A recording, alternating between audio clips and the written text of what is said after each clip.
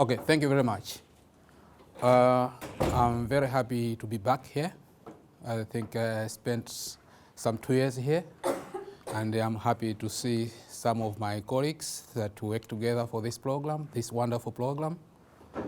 And in fact, when I was asked to say I have to make a presentation, I was wondering what could be a presentation that I think people could appreciate what we do and what's happening in here. And I decided to choose library service, same profession, different practice. Why I chose that is just primarily to let those who are studying appreciate that whatever maybe can be like the librarian in here is very different from an environment where I'm working. And you can imagine to say, getting this education here and getting back in a very different environment with the different thinking about librarianship, and you're working with those guys to get something done, I think at times becomes a challenge. So what I think present is simply what we could get through, and I can talk more when there are questions. So, oh, sorry, am I doing it right? Ooh. Let me just get manual. Okay. I think one key aspect that I wanted to mention here is to look at what sets us apart. The key issues I want to highlight is the library as a service. I think we have some things that I think are key to why we are in a different world and librarians here are in a different world. The first thing is background and library history. I think here library has over time evolved.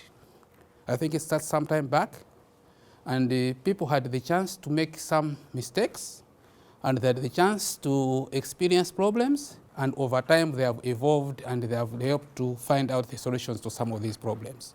That's what's different. Library in Malawi is new, and the mistake that people may have made some decades ago here are the mistake that we are still struggling to make and fix. The other point is the philosophy. When we talk about librarianship, how do you look at it from here and from Malawi? And then the institutions.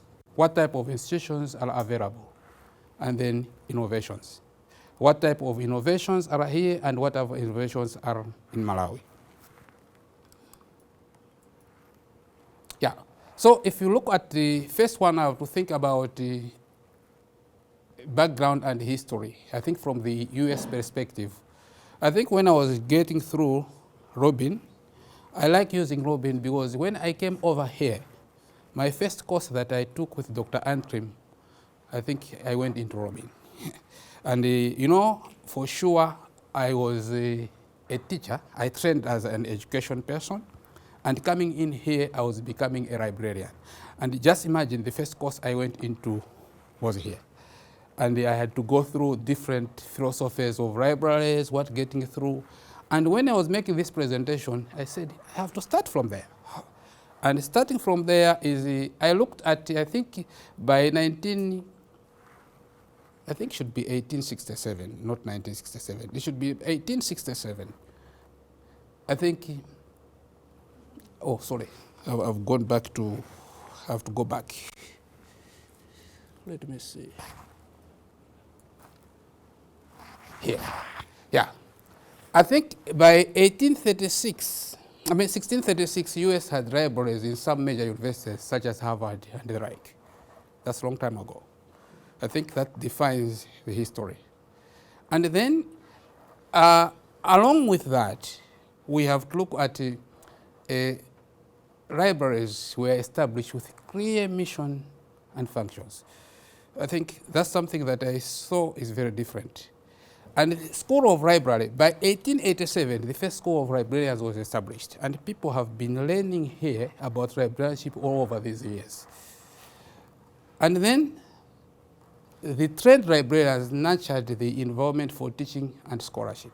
So when you train people in the field, you are bringing in people who are the gate pickers.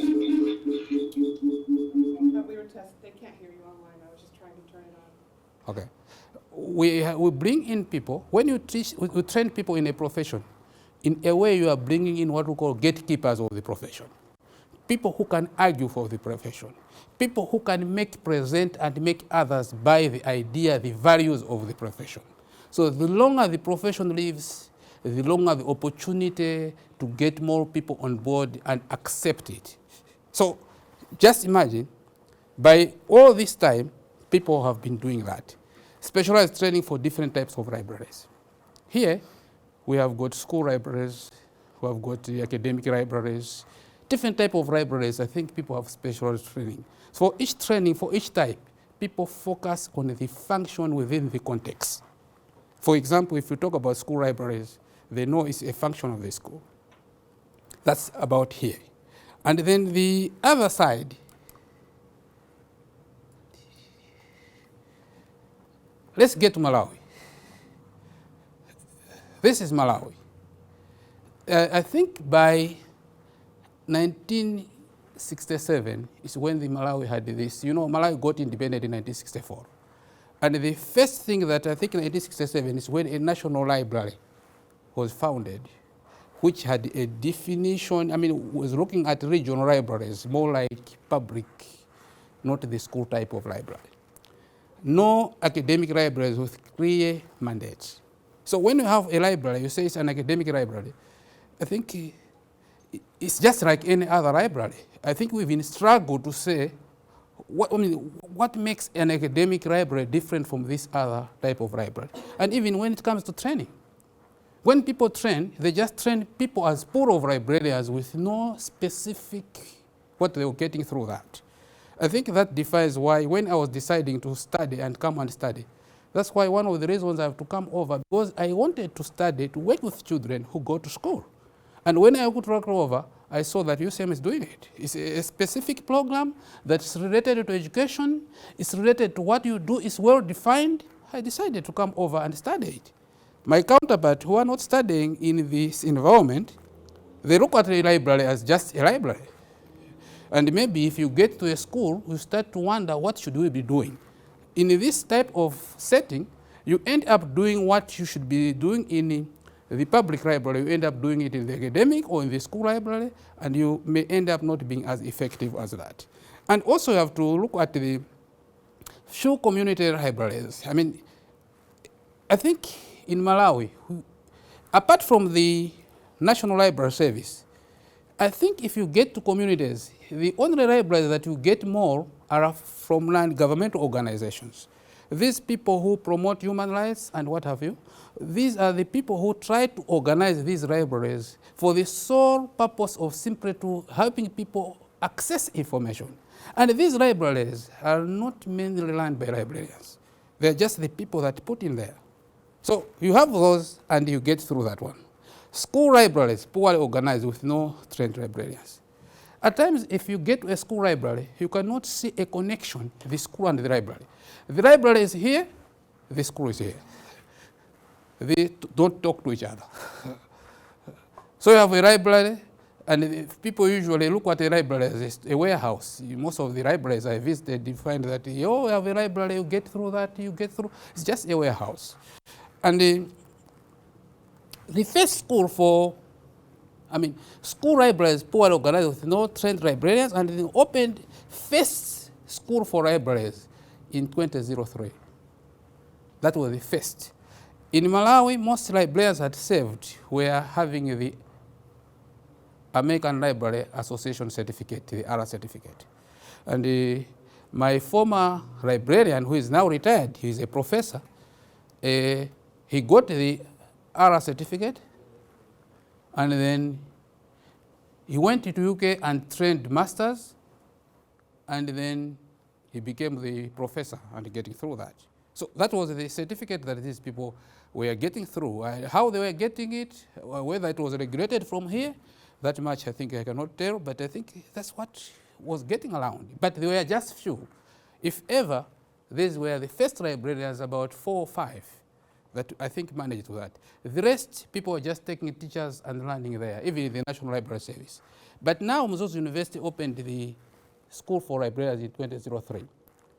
I think the former university librarian is the one who was instrumental to say, let's try to find and getting through. And before I came over here to train as a librarian, you can imagine, I was teaching in that program. I wonder if I was rightly teaching the librarianship. I was teaching in that program, and there were nobody to teach apart from people who could just read and start teaching that program. And most libraries have staff, most libraries have professional certificate people. So much I have to get through until maybe this time, because we also have opened at Mzuzu University a master's program. Since 2014, we may have some people trained up to master's level. The 2003 was a bachelor's program that was training these librarians. And what happened was, I think until maybe 2014, thereafter, we could only have the whole country about 10 people or 8 people with master's degrees. And when I came out of here, going back to Malawi, I was one of the few people who was qualified and having a master's program to get it through. I remember at one point, there was a debate who should be a professional librarian, because most people had bachelors, said professional librarians should be all people who have bachelors, and those who had masters said, no, it should be us. These who said, it should be us. So there was that debate to say who should be a professional librarian. But now with the introduction of the master's program, I think we have got a couple of, I think the first class we had 9, and now we are having another, I think, 8, and then we have just recruited another class that I think will be starting this October of another 8. So I think we'll have a couple of things. Function of libraries, I said, is not well defined. I'm lucky that I came over here. Because I come over here, I know the limits. I say, when I'm in an academic library, this should be my functions. When I'm in a school library, this should be I doing that. But the rest of the people we train in Malawi, we don't have that. So we have a library program, which is running a curriculum, which a general curriculum is not specifying. And at times when these people end up going to academic or whatever library, they are very difficult how they could make it a good function and with clear objectives. I think at one point, I think 2012, after I came over here, I had a tour to see what are the school libraries like. So I visited here. So I'm the one in the big hat. I mean, you can see in there. I walked into this library. I said, what's going around here? This is a school library. And you can imagine, I mean, getting through. And they're lucky they have that where they say it's a school library. When I talk to these people, first, they don't understand what's the library. What's the relationship of the school and the library? And when I came back from here, I asked the department, because now, at first, the training school was under the library, and the university librarian was the dean.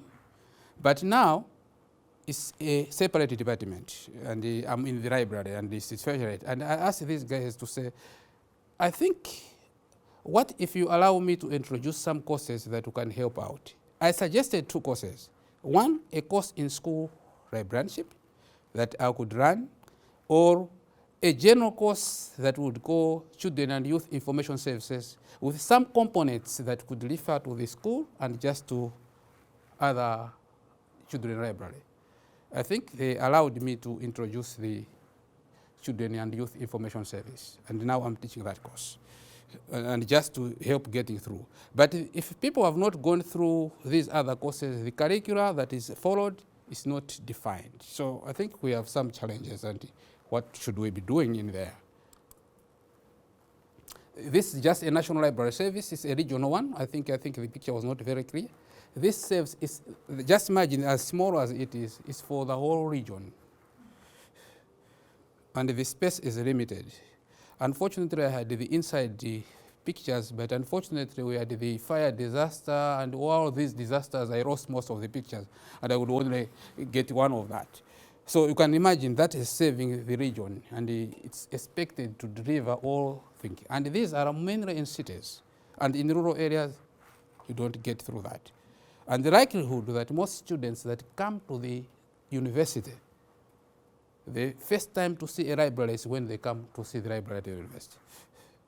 So here we have got programs that you have got information literacy in elementary, high school. Our students will not see that, and you just find them getting through. And I'm just running a research trying to find out the readiness. I think we are having a new student. I think they're starting this October. And we are currently capturing from the student to look at how ready are they as they are coming to school. What are they bringing from where they bring?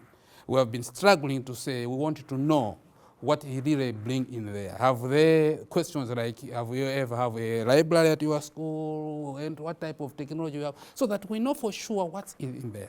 But it's a challenge, and we are really challenged for that. This is Mzuzu University, the current one. The first one gutted down by the fire, and we had a hole to turn it into here. So if you look at our setting of the library, that's how it looks like. It's more like something that maybe people might have set up in the US in 1836 when it was starting. We are still there. And when we are asked to design the library, when the fire they gutted our library, and the first decision that was made was in the boardroom. We are not in the boardroom. So people said the library has been gutted down and we need to open in the next 3 months. What should we happen? People debated on over there, and they made a decision to say the hall should become the library. And we are involved to design on whatever there. So that's what we managed to design. Why? To us, the library is where you have a shelf and students sit and read. That's what we get through. I think if I can get to the next slide. Can you see? This is how getting through. So expect students to come over there and read, and that's what getting through. Here. This is a service contract. Can you see the student there? They are scrambling for the books there. And you have these other guys are doing manually looking for the book to be giving those students. So every morning, or at one point, you have people learning. And if there are people rushing to get into there to grab a book. We don't have enough resources, especially those who are prescribed resources. So we have to bring in the books that are prescribed and we put them in a short con. So students have to cram and for them. So here we give them a chance to have 2 hours of the book and you return it so that the other one should have. So this is one of the short run. That was 2011 was the before, that was gutted down, but we have not changed the system. We're still using the same system. Library philosophy. This is another thing we have to talk about. Much were different in history and what have you, but the philosophy is very different. I think in the US, we have got clear missions that drive activities. Academic, you know what to expect, school, what to expect, and a clear standard guide the operation, policy framework that guide that. Let me mention, when I was doing a course here with Freud in collection development and whatever, I remember I had to go through and come off the library collection, collection development policy. And when I went back home as a new student, somebody graduated fresh from here. The first thing when I came into my library, at first it was just normal library. But I think having gone to school, I started questioning to say, guys, where is the policy? What guides us to read the books in here? So I could find friends who could just go to the shelf and just pulling the books out, just because we have new books. I said, no. We need to get into a criteria that should be well defined. So I said, okay, even when cataloging to say, at times because of we are, I think, using the Library of Congress to copy some subject and what have you. But the problem is our library may be offering different, I think, academic courses than the ones that we are copying from. So we'll find that, for example, in a setting of a university with the engineering program, some physics books will be looked at section of engineering. But for us, we are not offering that. Our books in physics is go to education because it's what we offer. So we end up to say, you catalog the book, you classify the book, and you'll find that this other day, I'm doing it myself, I put it on another class. And the other one also gets in there and goes another class. So I've got the same book or 4 copies at different positions in the library. So I said, what if you come up to a guide? We write out a manual to say, for this library, I think these are doing that. I think when we are doing my education in here, what Freud used to tell us to say, you make a decision as regards to a class based on the purpose, what you want to serve. So as a librarian, you are in charge. You know your user, and you know when they will ask for this book, where will they look for it? That's something we miss. So most of the times, we'll find that we just get over. No policies, no whatever. Up to this day, we don't have any collection development policy at Moscow University. It is still in the draft form. It's not a priority. You talk to people. I come from the other world of librarianship. These guys come from the other world, and they're in the majority. And they look at it as not as important. So I think we are still arguing, but the good part, positive part, is we have managed to come off the draft. We are trying to get through, and hopefully we'll get it at one point or the other. And then you look at the clear standard that guide operations. Until now, only the academic, because now we've got a system that gets into looking at the university accreditation system, is when I think there's the national standard for higher education. For academic librarians, there is now some sort of the standard for the academic, and where I think we have an input and we can get clear policy work to guide, we have it here. But I think when you look at here, if you come to assessment, I think libraries are assessed. I will talk more about the school libraries, because that's what I did a lot here. I think there are guidelines you assess. You know whether you are meeting the required things. You cannot get there. Malawi, no mission, activities of libraries not defined, no policy framework to guide. I already mentioned that. No defined standard to guide operations and assessment. Most libraries have not done that. Muzozo University is trying to get through that, but the rest is something we have really to stress as the school of libraries coming out. Institutions. I was looking at American Library Association since 1876. I think in my foundation, I learned a lot of how this body is trying to regulate. At one point or the other, we learned in the class to say how people who were very instrumental in the librarianship had to lobby for better condition of service, salaries, and what have you. And from just 1876 up to now, you guys, you are lucky, because people have talked about what you are discussing.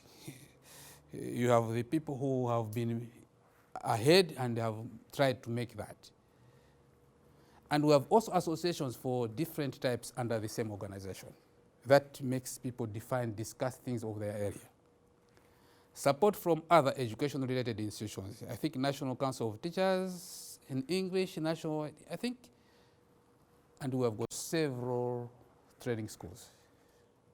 That's the institutions that are around. So at one point or the other, people who have the same value or goal work with librarians. That's the plus. For example, here, the program I went through, I think education department is very key, as is seen here. The RIS program is within the Faculty of Education, which means I think the library is integrated into a function that it wants to serve. So that becomes a plus. To look at the other side, the association was formed in the late 70s. And from that time, just imagine, not formally registered. I'm told 2018 is when it got registered. And they don't even have branch, they don't have get-through, it does not have regulating power, no advocacy and lobbying. I think when I was getting through the foundation of librarianship, we looked at how ARA is helping out to lobby for reconsidering policies. I think here is an issue to say, why should you have to put this, why you should remove this. I think ARA is in the forefront to get things, to split in support to get through. We don't have that type of things. Educational institutions supporting libraries, we don't have that. I did a research. I think in my master's here, my research was funding school libraries. I think when Dr. Antrim asked me to say, what's the major problem in Malawi for librarianship, I said funding. So we worked on that. And one of the things that when I went home, I was interested to say, why is funding not getting through? So first, I did a research in 2016, which is published in the school library worldwide. I did a research, and I looked at all of the educational policies that are there. We've got the reading policy, all the policies that are in Malawi. They don't talk about the library. Reading is very connected to librarianship, but their policies have not done that. It may be because of what I have said. We may not have had some librarians who were involved to look at how they are related. So the research says all of these people are getting. They talk about reading, they will read. They just talk about the classroom, no library. They talk about resources in the schools. They don't talk about that. So I did that research, I'm getting through that one. And I'm thinking of getting another one to find out how are schools coping without libraries for reading programs. Malawi has come up with what we call the National Reading Strategy. So I want to come with another one to look at how is it working, this strategy without libraries. Maybe at one point I may make another presentation to get through. It's an area where I've got librarians. We can partner on there. I think that's the discussion to say how we can work together on that type of things, because we can get through that type of things. Only one school of librarians, I think that's that, and they're not talking. Innovations. I think here we have adopted the learning commons approach. I think we are running away from what I displayed in there. I think library is a social way where students interact and getting through. You have places where they can discuss, they can talk, they can get. Noise is accepted in one area, and the other one said, no, if you want noise, get to that. We give those provisions. In Malawi, a library is that if somebody talks a noise, a security guy will say, shh, get out. So those are the key things that I think we have to be thinking about, how to get through that type of way. Technology integration, I think is still manual. And I mean, technology integration, here we have got a high service here. Okay, library, I think teaching information. Key aspect that we learned in here, I think in a program that we were going through, we are trying to differentiate teaching information and information service. Because of technologies, that's why teaching is a key, or instruction is a key responsibility of a librarian here. To us, if you talk about people to teach, they'll say this is not your job. What we give is we give them, they will see it. So that's what we have to look at. Information literacy, a core activity for new literacies. We have these new literacies. For us, we expect kids to learn them. And for you, I think you are lucky here, because I think we have people who graduate from schools with libraries. So even if they take different profession, at least they might have made some sort of literacy involvement. For us, we have got two fronts. The academic staff who have not been into the library when they were growing up, and we have got the student. So you get in your program, you go to collaborate with the lecturer in there, does not see it necessarily because he never went through it. You go to the students, they have not seen it. For students now, I think they are coming up because they have seen that if they are guided by a librarian, they can see that I think it's better. But for lecturers at times, they simply say, we know everything, but they have not gone through. So we are into there. I think for us here, it's okay. Collaboration or partnership with educators. I think collaboration was core. And one of the assignments I did here, I think is where I went with Rin. I think I had to get to a library, how they collaborate in there. I think it's something that's key. It's what we are talking. We have not started discussing collaboration. That's the point. I think so. It's not something a mandate. You mean a library is here, people are here. We're not talking. So I think that's a challenge that I think we are having there, and what we are getting through that one. So I think that's what I've mentioned to get through. I think this is what Malawi is doing. I think I already mentioned of those, still manual, technology integration. I think we are still not in there. We don't know how we are bringing technologies. And I was talking to Dean Ree when we were just spending some time waiting for this class. I was talking about how I was surprised that some books people request for books and they don't use them. So at one point I was saying, you guys, you were telling us you want the book and you are not using the book. And how I knew they were not using, our system is manual. If somebody gets the book, we stamp it. So I could go to the shelves and look at the books and say, these people have not used them. And Dean Ree told me to say, you know what, here, students may not use them, but they can just take the pages by phone. You can read out there. Can you see here? It's something that I think maybe if we had more students having technologicals, it's something we can be talking about and looking at that one. So I think to us, we are still not there. And the integration and what is still a challenge. You know, when we don't have this type of integration, when you are not talking together, there is no collaboration, at times it's very difficult to look for funding. Our system at the university, when it comes to budget, when we are cutting budget, all departments are invited in the boardroom. And they will ask you to say, everybody has a budget, and they are saying, why should you give you this? And if you say you want to buy this, and if your colleagues are not supporting you, they just remove it. When you collaborate, you have got another guy in the room who can say, that is important. I remember the library used to be the internet provider. And the internet at the university was only, the library was the four. People could come to the library to access internet. When we are doing budgeting, in the library we had put in a vote to have a campus-wide internet for academic staff, so that when they want to access resources, they can just be in their room. This was shut down. And most people who shut down that were the academic staff. Soon after the meeting, they were in the library, want internet. I said, guys, what do you want? We wanted the funding so that you have the internet at your desk and you shut down. I did not blame them.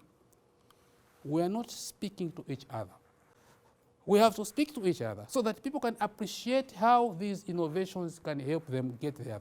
So that's the basis for how we get through. So if you are still in there, we are getting through. So I think let's get me to new directions.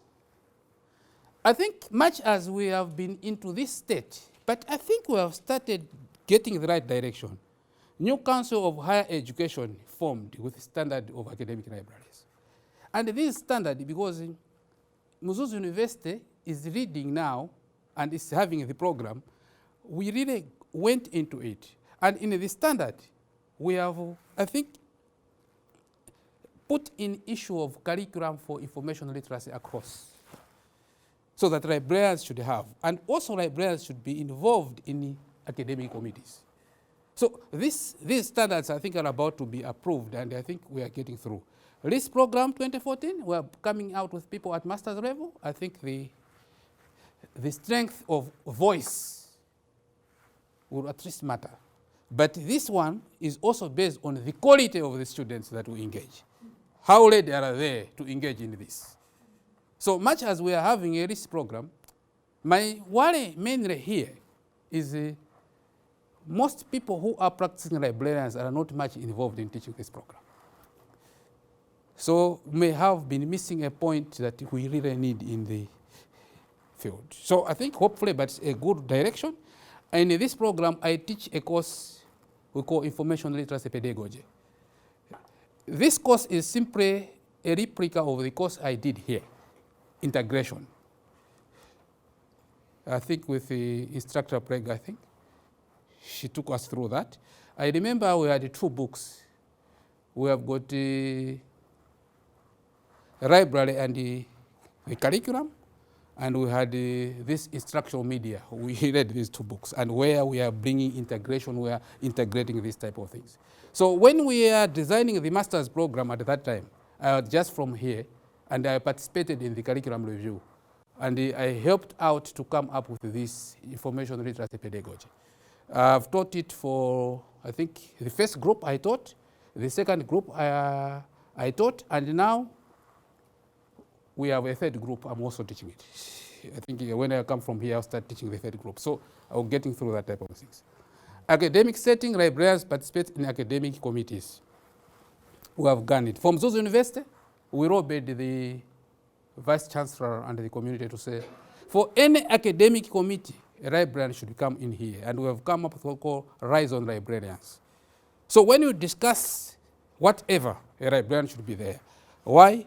We are saying that people introduced courses and we are taken by surprise we have this. So when people talk academic, we should know this and we should advise. This, I think, now is coming into the right.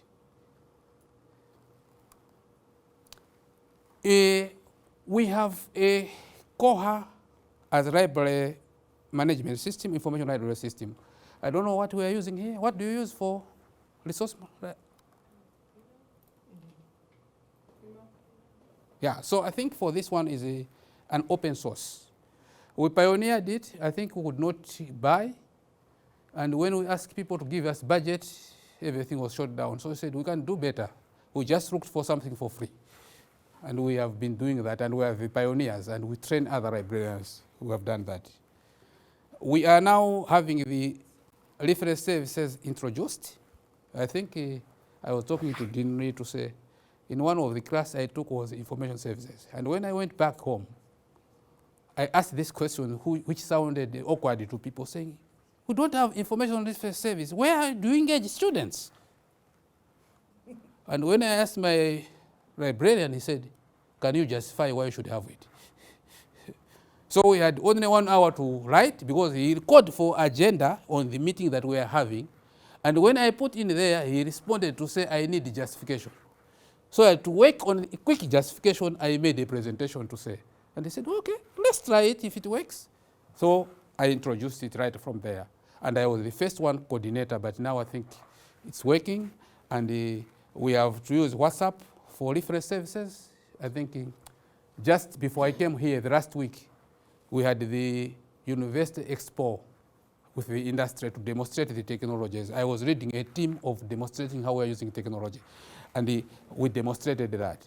And when the Vice Chancellor visited our booth, he asked me to give a screenshot for him because he's presenting something he wanted to present, I think this week somewhere. So I gave him, I think he's presenting about how we are getting into that. We also use the tablets for e-books access. So most students cannot access the technology, the phone. So what we do is we download the free e-books into tablets, and we have got the we call it the e-library. So they can access it from there, and we wrote them in according to, okay.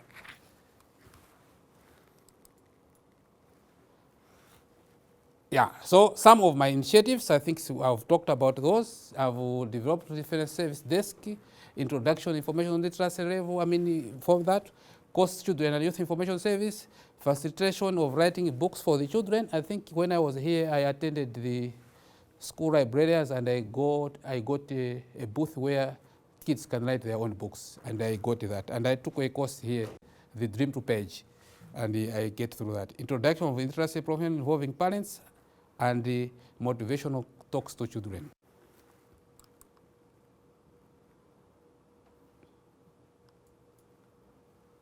This is our school reference. You can see engagement.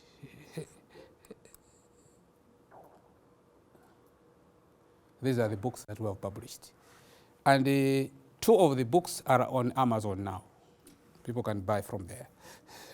So kids can write their books, good stories in there, and I work with the Lakeland College, my former school, and they publish the books and they send it back to Malawi.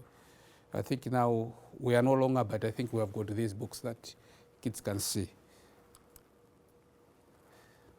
This is my open day, so I go to schools and talk to parents about reading. So it's me talking to the parents there to say how we engage them. This is inside the library. When kids are young like this, parents and teachers should bring them and help them. So you can see the engagement there. Now here I've got the girls during motivational talks. I'm talking to different girls how they can get through. So at times when I'm free, I do these things. I go to schools, I invite them, I talk about what's it that they can get through. This is inside library. We have what we call the reading clinic. Kids who cannot read, we have a special program. So you can see these are helping each other. This is a clinic here. They are not yet there where they can read on their own. So we engage them. They are helping each other. After some time, they get into the system.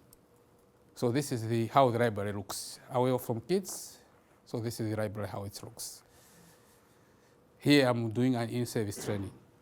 The school requested me to help them how they can teach moral lessons.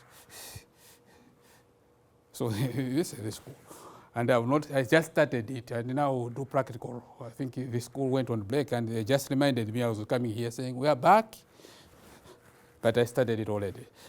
How would you engage how do you teach moral lessons? This is my undergraduate class.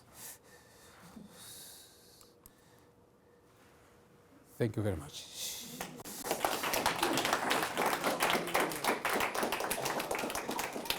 I didn't mention to the room that we also have this presentation is online. We have students around the world, including people here today that are online. Eileen is in Alaska, Jessica is in Germany. We have a couple other, Leonie, I believe, is in New Orleans. They did have some questions for you. Okay. And so I'm going to read them. Mm-hmm. Unless, do you guys want to try to ask your questions yourselves? Jessica, maybe your question, if you can hear me.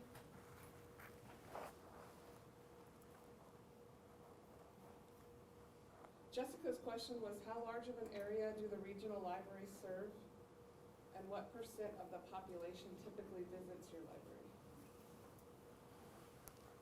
Yeah, in fact, regional libraries serve very big. Depends on how the denominations is. For example, the northern region have a population of about 900,000 people, and the central region have got a population about 2.3 million people, and the southern region have a population about 2.5, 2.6 million. Just in Malawi? In Malawi. So when we talk about these type of regional libraries, they have the mandate to reach out to those. They have to deliver the books to those, and the people who want to getting to those. And at one point, what they have done is, in some areas, they have put in some district libraries. For example, in the north, we have got one district library that can, I think, help getting through. So I think it's a very big area, and it's like most of the population is just like they cannot access the library. Jessica also had a follow-up on your fire. She said that she read you lost about 45,000 to 50,000 books. They were wondering, at this point, how many of those have you been able to replace? Currently, our replacement has gone as far as 30,000. 30? Yeah, 30,000, I think, that we are able to replace. But the good part is the 45,000 that we lost, at that time, we were mainly dependent on the print. And currently, we have also going to electronic. So the 30,000 plus some electronic initiatives, I think is really supplementing each other very well. So they want to know if you needed somebody to donate books to the children's library, would those be accepted? Yeah, they are accepted. I think if they can donate, they are very welcome. And just for your information to say, I'm serving a very big population, the library, and would want, and we are talking if you can have a mobile setup.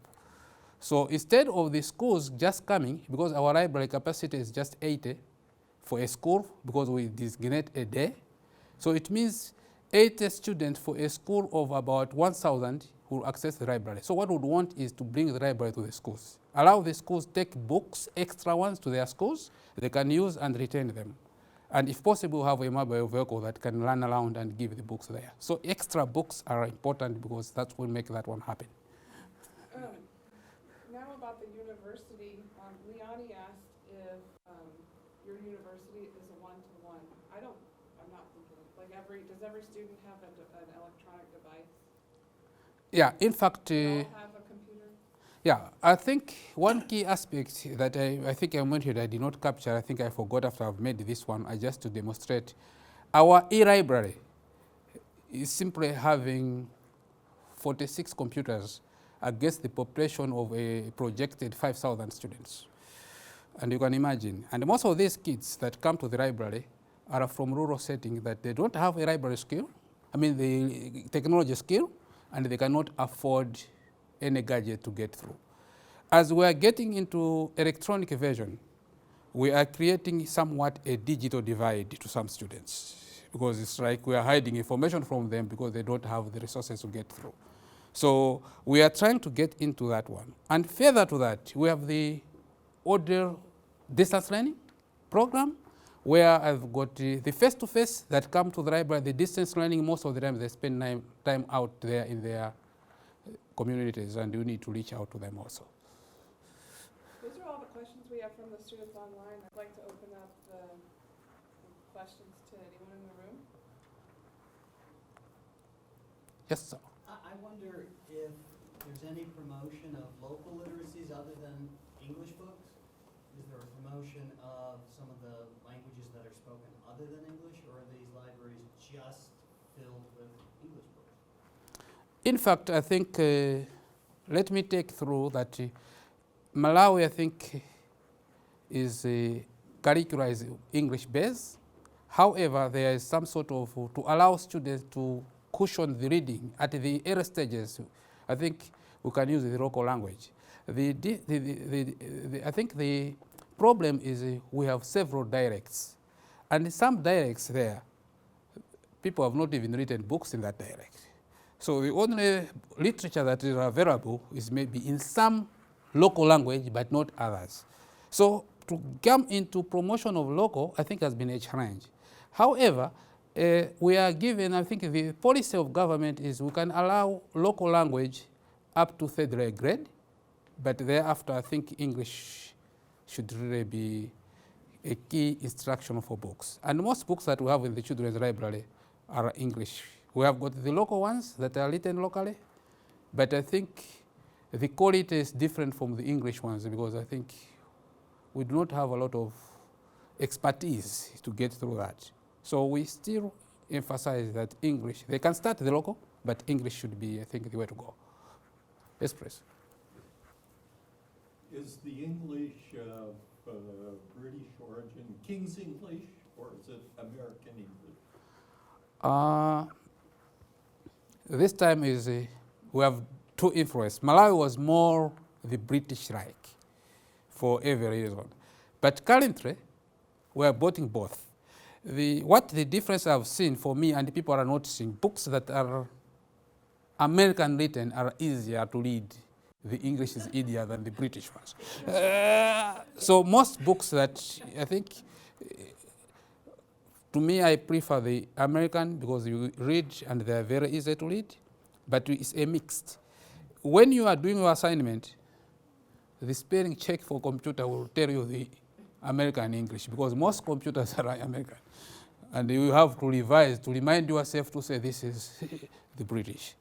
So, however, English, British one is the standard most of the times. People would want to, I think, use the British English, but more literature is in the American English. I think we have time for one more question.